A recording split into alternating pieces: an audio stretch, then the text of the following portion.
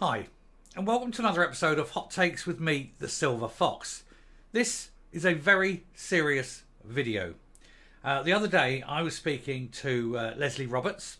Leslie informed me of a couple of stories, one involving her, which we've dealt with, the police now formally investigating for corporate homicide and going to every single care home in the country, taking what's going to amount to thousands of statements, as well as the 52 boxes of evidence or whatever it was from Leslie. It's now been kicked in. It is now going forward with an official investigation. I've done that report and that's ongoing, and we'll monitor that. One of the other things Leslie warned me of and gave me a heads up about in that conversation that we'd had was that there was a story coming today about a good friend of Leslie's now, which is Louise Slorence. They have formed, if you like, a partnership of resistance, I suppose you could say, against the evil forces that are currently destroying everything in Scotland.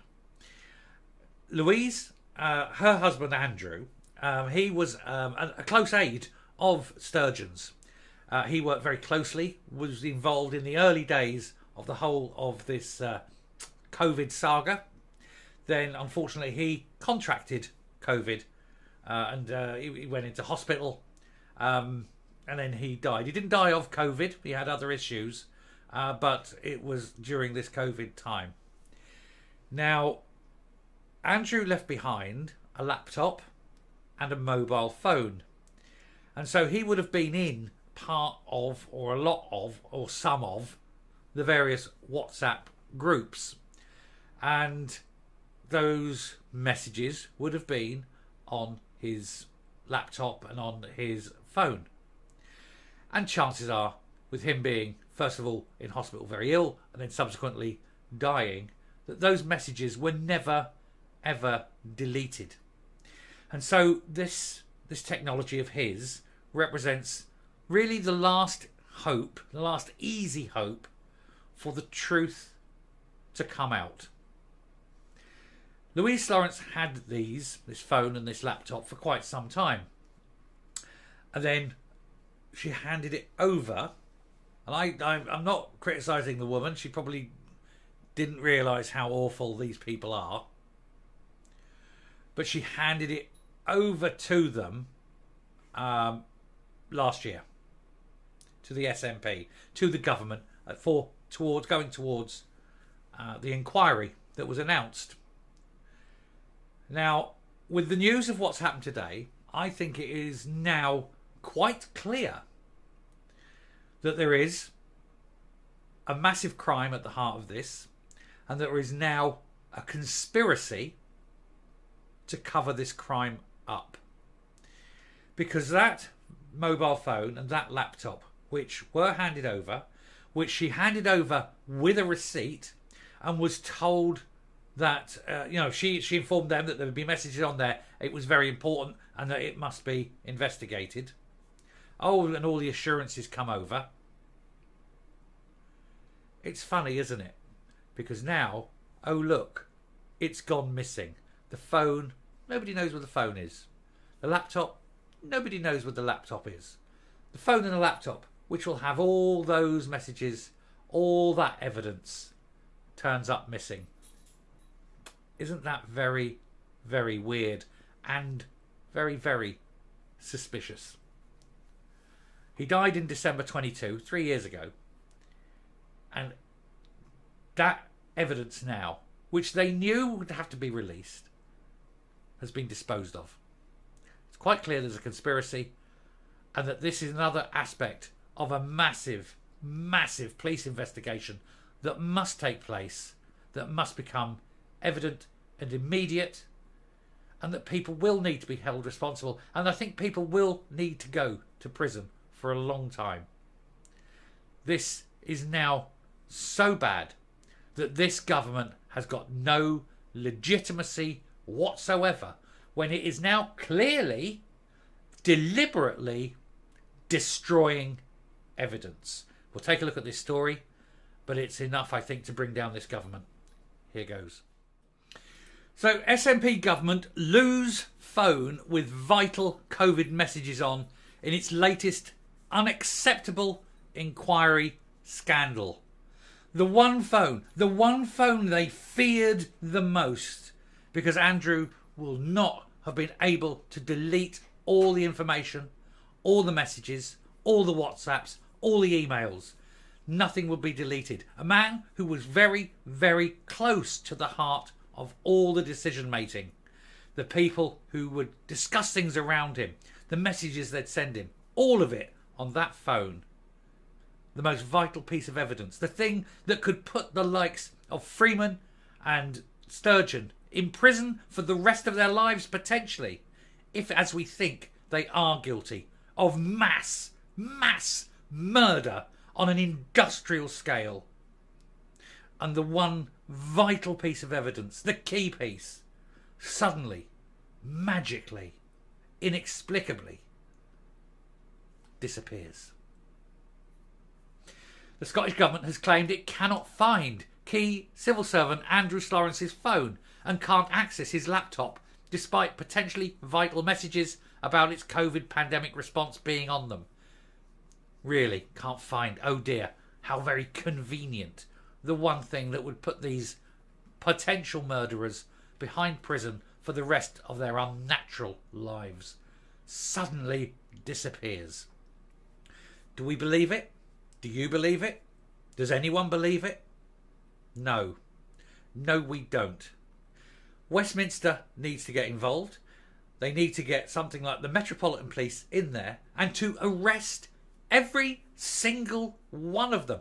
Every single person arrested. And if you have to take them and fill every cell in every police station across the entirety of the whole of Great Britain and Northern Ireland, do so and question every single one of them at once. And threaten the junior ones. Name the boss. Name the boss. You go free if you name your boss. Pass the buck upwards. Constantly passing the buck upwards. Until you get to the very top and you've got all the information. Tell us what you know and tell us who it is, and we'll let you off and go all the way and grab that information all at once until you get up there. And that phone needs to be found. And you have to ask, who took possession of that phone and what did they do with it? And arrest that person and say to them, if you can't tell me who you gave that phone to, you are going to jail for a long time. And they'll tell you. The Scottish Government have been entangled in yet another COVID scandal. This possibly the worst of all. This is the deliberate destruction of evidence. As officials claimed, they'd lost the phone, the most important phone, the key phone, the one they knew was really important. It contains key pandemic messages. Already, SNP ministers have been rebuked by the COVID inquiry for failing to hand over all the correspondence which was asked for. Now it's been reported that a mobile device which could contain all these messages between civil servants and key members of the coronavirus response team and ministers, which is most important of all, has turned up missing. Bureaucrats say they could not locate the phone of Andrew Lawrence after his widow handed it to them last summer. So presumably this summer, then just gone, perhaps. So they've lost it in a few months. There's no way you lose this. Governments do not lose this. I can phone up the MOD and say, tell me something about my records of my great-grandfather's time during the war. They know exactly there. They find it. Governments do not lose things. Governments dispose of things. But that's a different matter, isn't it? One is an accidental thing. The other is deliberate destruction of evidence. And it is clear that there is a conspiracy and that this evidence has been disposed of deliberately so that certain people do not face mass murder charges.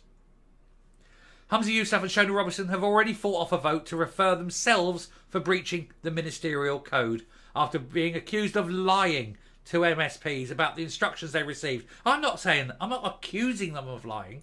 I'm saying they are liars and they are complicit in the mass murder of 5,500 or so people. They are complicit in genocide. They are complicit in the eradication of an entire cohort of the population through action, inaction, or failure to tell the truth. They are complicit. This was later. Both of them said the inquiry only requested WhatsApp messages from as recently as September, which we know is, like everything else that comes out of their lying mouths, complete and utter bullshit. Because this was later contradicted by a written statement from Miss Robertson, which confirmed the inquiry had requested key information and significant correspondence, including WhatsApp messages, back in February. Nicola Sturgeon and her health secretary were accused of deleting their correspondence. They have undoubtedly, and I will say it again, no allegedly, they have deliberately deleted messages. Sue me. We know that you have, because you won't say you haven't. And therefore, the rules of politics, if you can't say you haven't, you have. Scottish Government officials also claimed they were unable to access any material from Mr. Slorence's laptop, as it had not been switched on since his death in December 2020. That doesn't make any difference. Do you know how hard it is to get stuff off a hard disk? I'll tell you, not very hard at all. It says a lot about the level of information governance at the Scottish Government that this has been allowed to happen. Tell you what, give me the laptop. I'll have that information for you. Won't take me long at all. Doesn't matter that it hasn't been turned on for several years. The information's still there. It's not volatile memory, you know. It's fixed on the hard drive. It's easy to get off. You can just read it. And you don't even need to go through the boot procedure. You can literally just scan the hard drive. Not hard. Takes a little while. Do it. There you go. Hand it over to GCHQ. Make GCHQ. Send them in. Get that information. GCHQ. Take minutes. Take minutes. And that's what they're shitting themselves over. It'll be the laptop missing next. The phone's gone. Be the laptop next. GCHQ will turn up. Let's have that laptop. Oh, we can't seem to find it. Out the window. Shitting themselves because they know the truth's on there. And they know the truth means a lot of them will be doing a lot of time for crimes against humanity. It's no wonder that phone had to disappear. Scottish... Oh, no, we've done that. It's incredulous to think the government can't access vital information on a laptop just because it hasn't been switched on for 3 years. It is incredulous to the point where it's actually bullshit. It's bullshit because you can take 20-year-old hard drives and read them. There is no way that... If they're saying that because they think people are as stupid as they are.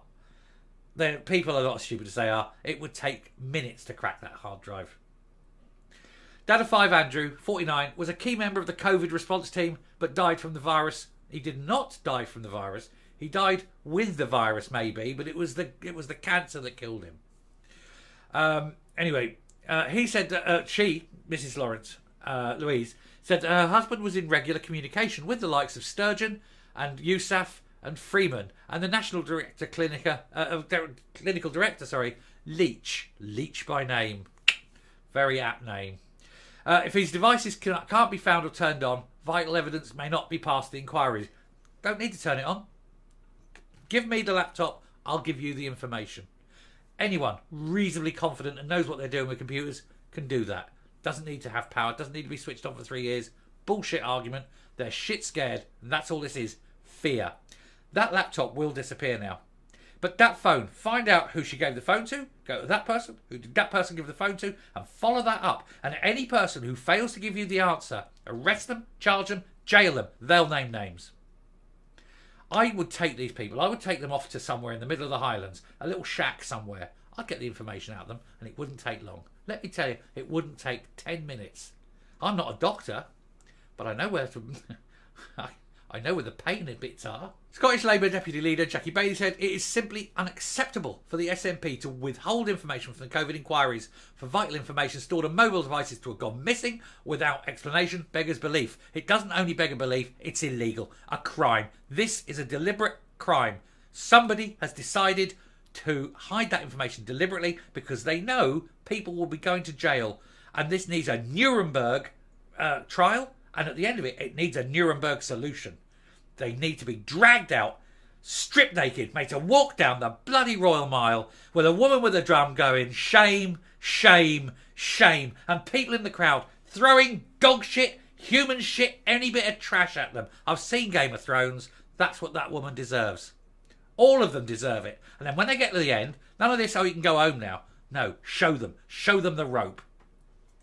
I would, and I'd pull. I'd tell you what, I'd make a fortune. I'd have an auction. Who wants to pull the lever? Start you at 1 million. Oh, 2 million, 3 million, 5 million. Tell you what, there'd be loads of people willing to pay millions. These people deliberately hiding evidence. Does it make you sick? Are you sickened yet? Are you on the streets yet? You need to be. They're murdering people, and now they're hiding the evidence of their murders. And the police are not investigating it. The police are complicit. The justice system hiding it. The justice system is complicit. Anyone, everyone involved in this who doesn't come out immediately and say what's going on is complicit in a crime against humanity. And I would bring back the fucking death penalty. And if not, I'd hand them over to the crowds and I'd look away when the crowds did what they wanted to them. This is disgusting.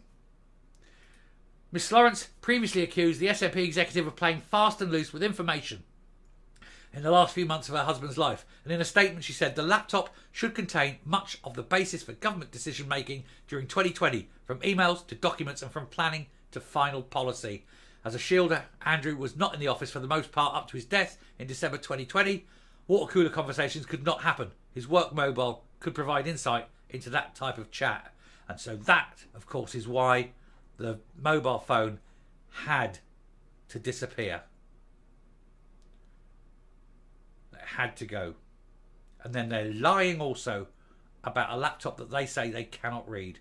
And anyone, and I know plenty of people out there in YouTube land, know full well just because a laptop hasn't been turned on for 3 years does not mean that the information on there is gone. It is not gone, and it is readable. I'm coming up. I think this revelation that the phone has been deliberately destroyed or gotten rid of in some way, because it has to be deliberate, absolutely has to be deliberate, is the indication that the Scottish Government needs to be disbanded, the whole of Holyrood needs to go, the whole thing needs to be run out of Westminster, and every single person, and I mean every single person, needs to be charged with crime. There are so many crimes. And then you need to get the auditors in and inspect every single penny. And if it takes years, it doesn't matter. And then you pull back from each single person, every single thing, from every single one of them, until all that missing money is being repaid to the government.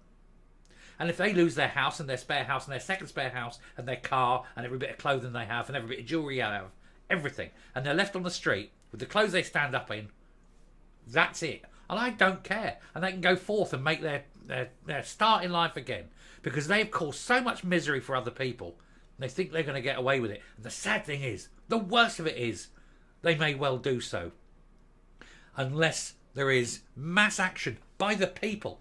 The only way we can do this is to get the masses on the street, million people, go to these people's houses, drag them out. And when they look at the crowd and they know they ain't getting away from this crowd, they can't call the police because there's a million of them and there's only 4 policemen left in the whole of in Scotland now.